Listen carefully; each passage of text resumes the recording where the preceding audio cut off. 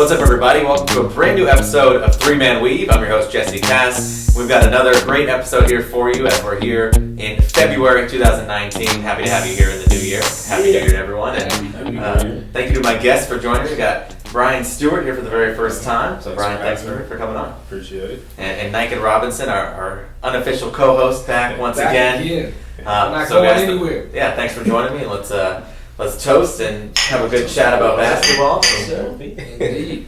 So Brian, we'll start with you since obviously it's your first time on the show. Know that you do a lot of basketball training from all ages, from kids to pro level. So first, just how'd you get into the training game? It came about with just me getting hurt in my playing career, so I just want to stay around basketball for the love I have for it. So I just had to figure out what angle and what lane I wanted to go into. So I just decided to train, and it's kept me around basketball. So. Yeah, and what are some of the specific things you like to work on with players, or what are some of the techniques that you like to teach? I like to keep it basic, fundamentals. You can't ever have too many fundamentals. Now we see players that really need it, so I just like to work on the basic, then we add to that, better the players and improve their skills. Yeah, and I know we were talking a little bit before the show, and you were saying that a lot of players don't have, as you said, all the fundamentals. They have one or two certain skills. How do you get them to buy into the type of things that you're preaching to them? I just use players for example. I just use different players as examples to what they can do.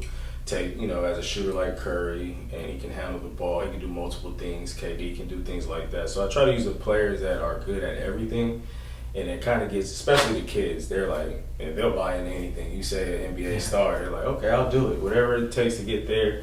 And then when you work with pros, they already kind of are established and know what they want to work on. So you just tell them, we're going to work on this, and you just switch it up with different workouts and different routines, and they'll usually buy in over time. Yeah, you mentioned you work with some pros as well. Who are some of the guys that you've worked out with? Justin Cobbs, Richard Solomon, C.J. Watson, O.J. Mayo, Taj Gibson are just some of the few I've worked with. Go Bears to the first two. All right, so yeah, Nican, he's got the Bears cardigan on. We know you played at UCLA and Cal. Okay. Go Bears to the first two. So Nican, obviously, we know that we talked about your playing days as well. On the training side of things, what were some of the things that you worked on, or some of the techniques that you'd like to have trainers work with you on when you were younger? Fundamentals from footwork to moving without the ball to how to position your body when you shoot, different ways to position your body, working on different ways to finish, ball handling, a lot of finite, minute stuff that I'm sure you work on. Fundamentals, absolute fundamentals. These days it's all about the 3-pointers and lobs. Like we look at the pro game, it's high pick and rolls, lobbing or just kicking out for a three. You got to be three ready off the dribble, off catch and shoot. It's all about threes and lobs. Mm-hmm. So much of the game is lost to the audience between that 3-point line and the baseline. So much of that is missed. And once again, we see dunks, we see layups, we see 3-pointers, like that's what we see. But in terms to get to that, you have to know exactly where to be and how to be so that you can extend to that area. Yeah, you got to work your way to that. You can't just start at the 3-point line and think it's just going to come overnight. Never. Shooting form, it's a lot of reps of the same thing, muscle memory. Yeah. It helps, and that's just what you want these kids to work on, so they're shooting the correct way. I see a lot of kids shooting form, ball. Look at him, for example. Yeah. It's an awkward shooting form, and I don't know who we work with over the time, but it's just not something we could guess. It was probably. Yeah. I'm sure we know who we work with, and only work with in the backyard. Yeah, that too. But, that's just not it's a unique shooting form, but you can see once you get to a certain level that it doesn't work. Yeah. So you have to work on your fundamentals. Keep your elbow in your knee aligned, and shooting form, finger spread, just the fundamentals. That's what a lot of kids lack. Yeah, and the ball thing was probably something that bad habit he developed early from maybe shooting too deep too early when he's too young. Probably, trying to shoot threes and. Those cats in elementary school, there was always that one guy or 5 guys that would shoot one like this. Yeah. Because there was nothing like this, so all of a sudden it goes from this to this to all of a sudden this. I'm speculating. No, I remember when I played when I was younger. Kids like that shoot like that because they aren't strong enough yet to get the ball into the actual shooting pocket. And then as time goes on, they never change that. So they just keep going and going and going, and it's never corrected. Yeah. Because coaches don't want to take, especially when you get on a team, coaches don't have time to just work with you. Right. And it's a team practice. You got a lot of things that you have to go over. You got to get 12 guys on the same page. So now your shot is going to stay like that. No, I was going to say, when I was younger, I was lucky enough. You know, I was one of those kids that would shoot it kind of like cocked back. And then I was lucky enough to have a trainer when I was playing when I was younger. And it basically reworked the whole shot and learned how to shoot elbow in. And, you know, I can still hit it today. So it's good. I'm going to do an outside basketball court. I know, a live show on the court. But I see you got the name of the training company or the process training. Yeah, I mean, I came about with that. Everything in life is a process. You know, no matter what you do with a job or, you know, the TV show, things behind the scene, everything is a process in order to get to where you want it to be. So where I do my personal fitness clients or my basketball, we start somewhere and we have goals and we try to accomplish each goal. One goal at a time. We don't try to do everything at once, but we just take our time and eventually we'll get there. Yeah, that's how I came about with the name of the process training.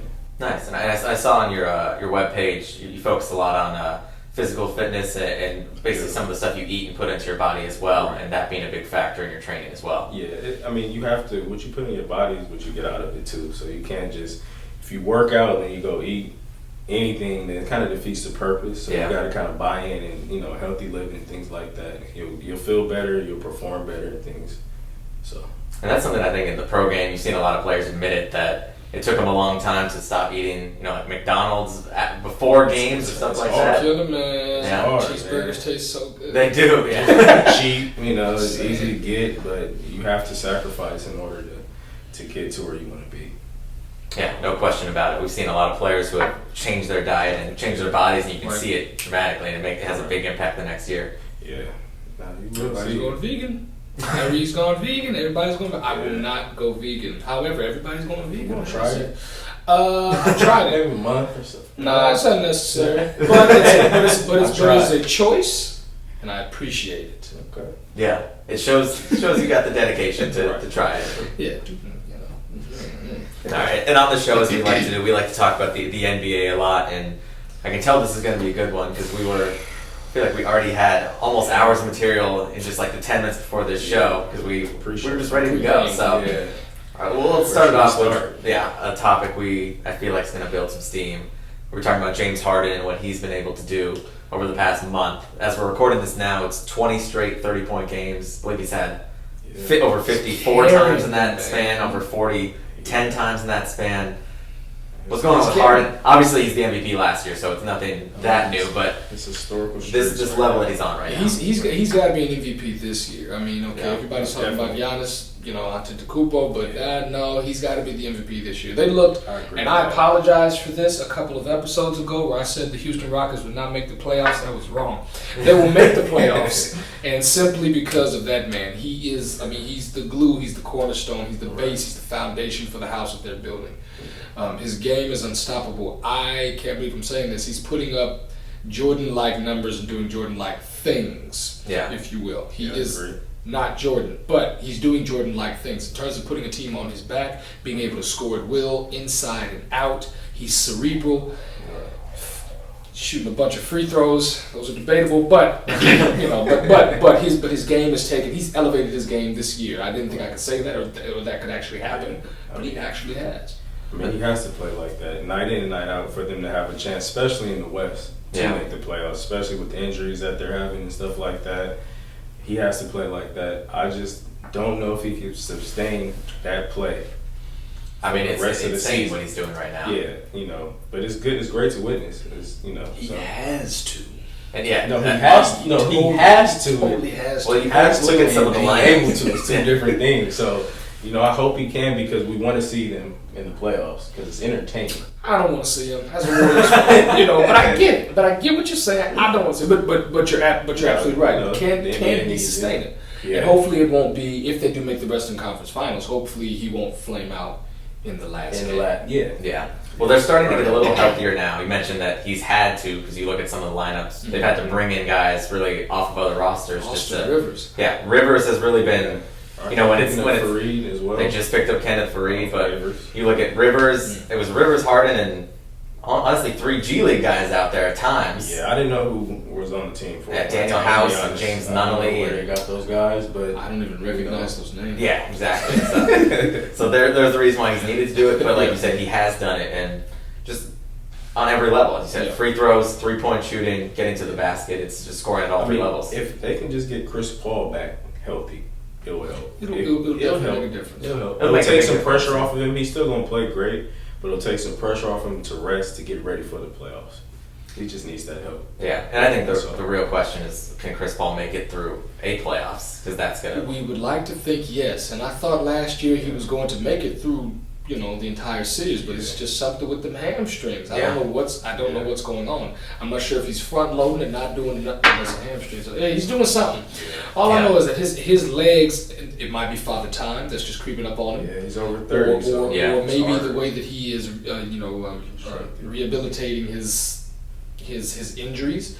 Yeah. Maybe there's something that he's missing or not doing or strengthening, but I would love to see him make it through the playoffs. But I think he might need to call one of his best friends, LeBron, and ask what he's doing. Yeah. Because he stays healthy. This is the first time we've seen LeBron hurt. Yeah, and he's honestly probably taking a little extra time just to get that rest and reload for the rest of the year. Because he's just getting ready for the playoffs. Yeah. There is no if. They are making the Lakers are making the playoffs. All right, since we're talking about the Lakers, who would you trade on that team? I mean, I can say this. I would trade Ingram. Okay. I would trade Ingram and Ball. Yeah, I would keep Harden and Kuzma. I would keep Kuzma at all costs. Kuzma's an all-star to me. And I think Ingram, it's frustrating when you say that because talent-wise, he should be the guy that you would want to keep. Ingram's going to be a good player, just not in this system. Yeah.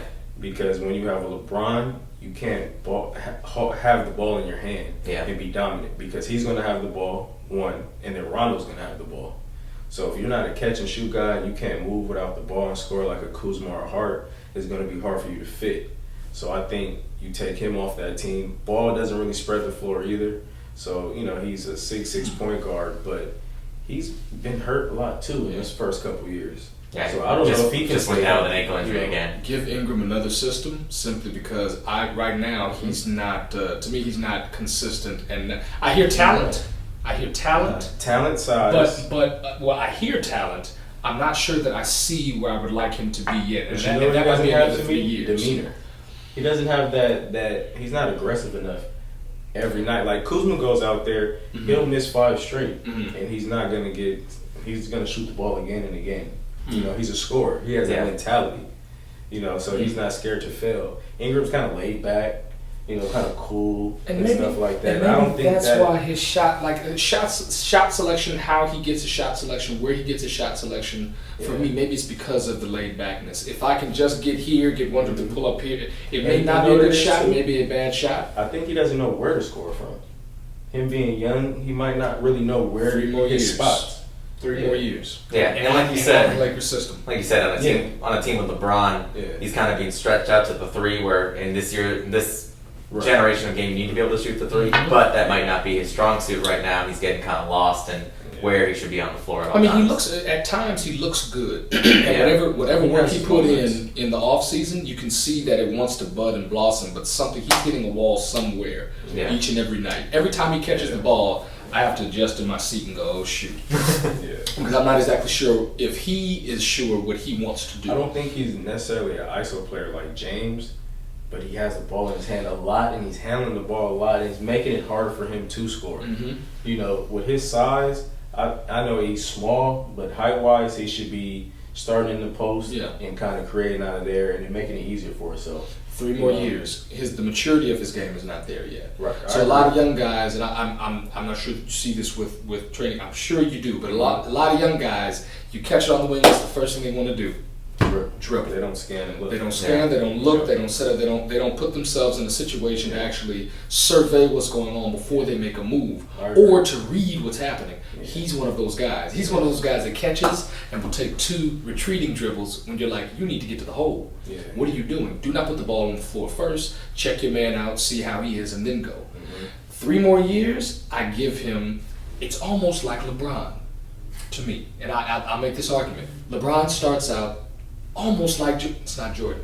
LeBron is not Jordan. It's almost like LeBron. LeBron starts out, he's driving.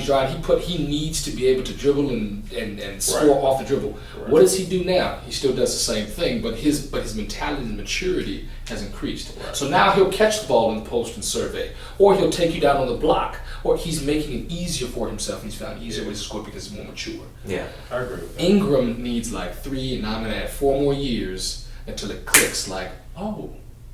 Yeah. and also like Brian, you just mentioned, he's tall, but his body still hasn't filled out as far as getting the muscle and the weight on that will probably help him in the post or other areas where he can be more successful. But you necessarily don't have to fill out, because you can use, for example, and I know he's an exception, but Kevin Durant, he never filled out, but you can still build the strength up, you know, with different workouts and routines and stuff like that. Like Kevin Durant is in the post, he's just as small, but he knows his angles, what to use, he has good footwork, and his high release just makes him unguardable. So, you know, and Ingram is pretty similar in those traits. Yeah. So Yeah. Although I do see with Ingram sometimes his release is here while Durant's up here. Yeah. He brings it down, and that might be some of the reason why he struggles. That's development. That's trainers, you know, making that key adjustment so Durant can shoot over the defenders and things like that with that height and his size. So maybe he just needs to, you know, he said 3 more years. That might. If Ingram, if he hasn't already, came to you tomorrow and was like, listen, I need some help. What are like the top 3 things that you would focus on in your training to get him to where he can expand? I would say first surveying and knowing where his spots are, understanding how to break down the line of defense. You never have to worry about the first line of defense. You always worry about that second one, because the first line of defense you're getting by. As a pro, you should be able to get by with ease. Now seconds the help coming in, or if before that helps, can you stop and pop, or can you create for others? So just teaching him the game and where he should be able to score from, and then just probably his shooting technique. Yeah. You know, helping him get a higher release for his size to make him more lethal as a weapon. You know, because he already has a handle. You know, so just footwork, surveying, and just his shooting technique. I think I'll work on. Yeah, and like I said, he's still very young.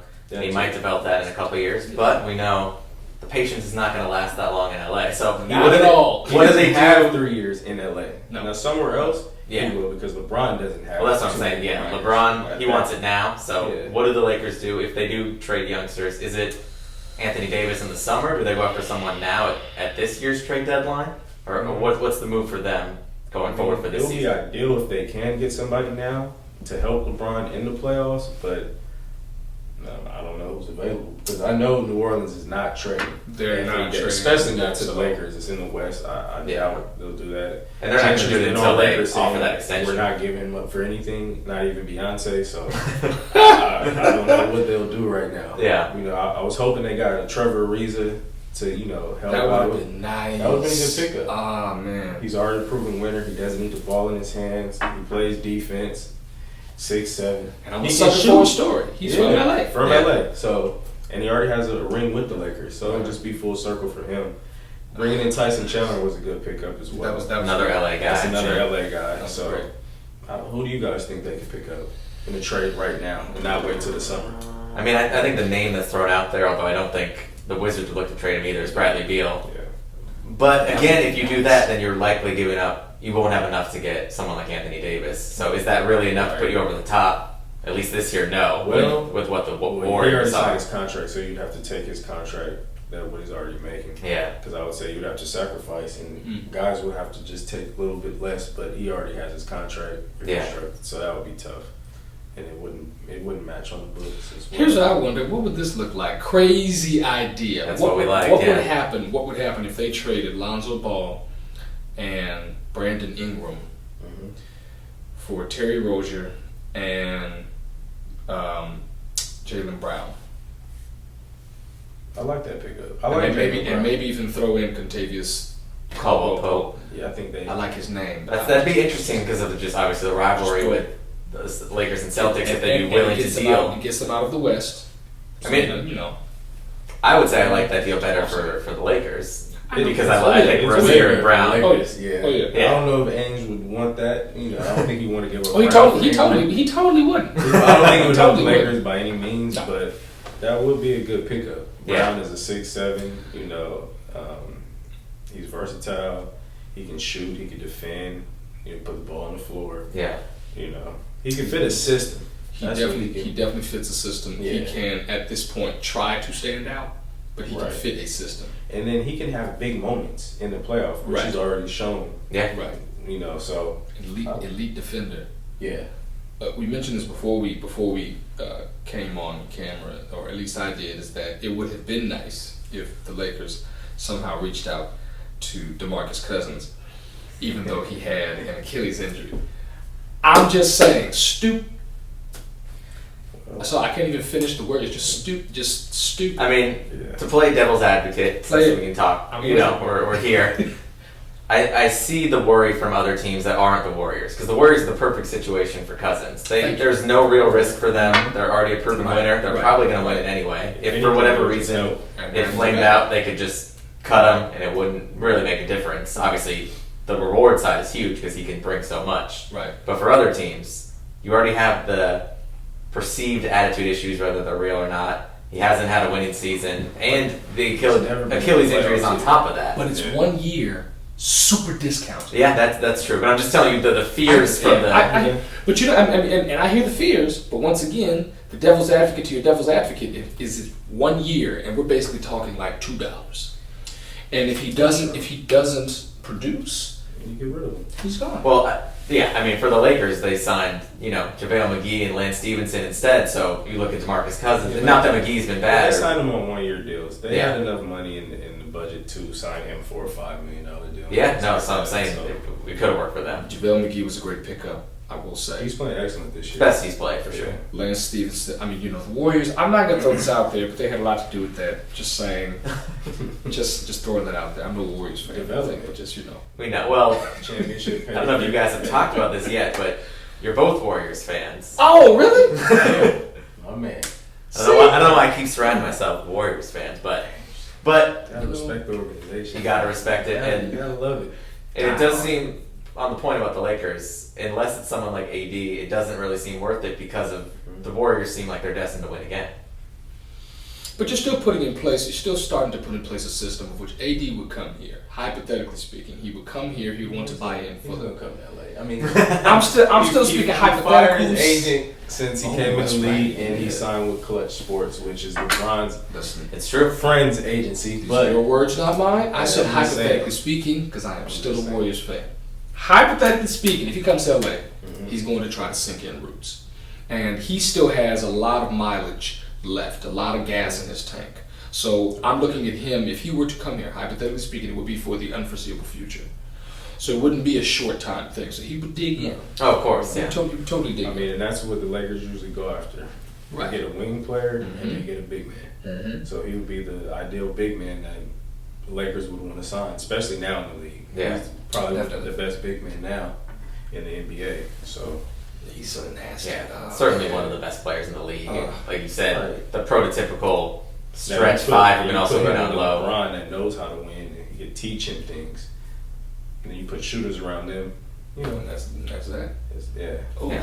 And Brian, like you mentioned before the show, we're getting pretty close to having all the big market teams be real factors. I know there's a couple to go. Obviously, the Lakers need to get a little better. Right. The Knicks are still obviously at the bottom of the league right now, but there's rumors that they could get in the free agent mix this summer. Yeah. And then you already have Boston and Golden State, all these other teams that are there. So it could be really an arms race for all these big market teams.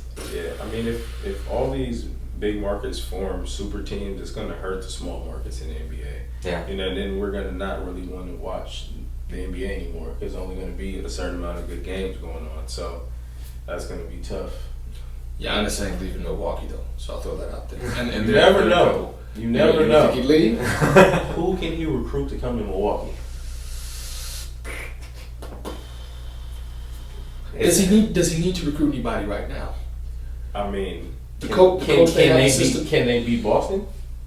I think they could beat Boston. Toronto? As of today, I was about to say I don't think they could beat Toronto, but Toronto only has 1 year with Kawhi, so. Does he buy in? Is he the kind of guy that buys in? Is he coming to LA? I can see him buying. He will come to LA, Clippers. But I don't know if he'll come to the Lakers. You may get your dude. Yeah. And it's scary to say, but the Clippers might get KD and Kawhi because you know who's pulling the strings? Jerry West, the guy that helped orchestrate the Warriors and draft all the players that they have right now. So I still maintain that KD needs to go to New York. I also don't. I have this feeling that he's not. I have this feeling he's not going to leave yet. what do you think about this? Now we're talking about DeMarcus signing a 1-year deal. Yeah. Now what if they end up losing like a Draymond and that money frees up and KD leaves and he turns out to be the player he was? Now do you give him the money and keep him?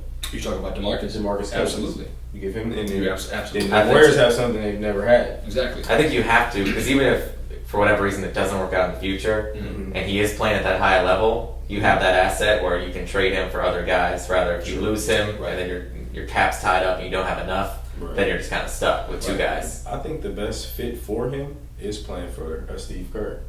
Kevin Durant or Boogie? Boogie. Absolutely. Because he can control, you know, Draymond's going to be Draymond, but I think with the right, if he respects the coach and the organization, I think he'll perform at his highest potential, and you won't get all the antics that you got in with, you know, the Pelicans and Sacramento Kings. Or you will get the antics, but Kerr will be able to tamp it down. Because the thing is that Draymond has antics as well. You can't take out his emotion. No, that's totally him can't. That's his fireness. Right. And Draymond is just a shorter version of him, not saying playing ability, but in terms of his enthusiasm, in terms of his intensity. And Kerr has definitely managed that. Yeah, I agree with that.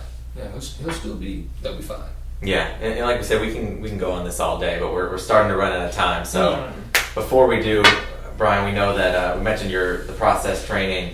Where can people find it? Social media, where you want to plug it? Social media, just my Instagram at the process training. So TTP process, Instagram, and just things like that. That's all I really have right now. Website at trusttheprocess.com as well. So it's a good domain to have. The Sixers might come calling for I it. know, man. Yeah.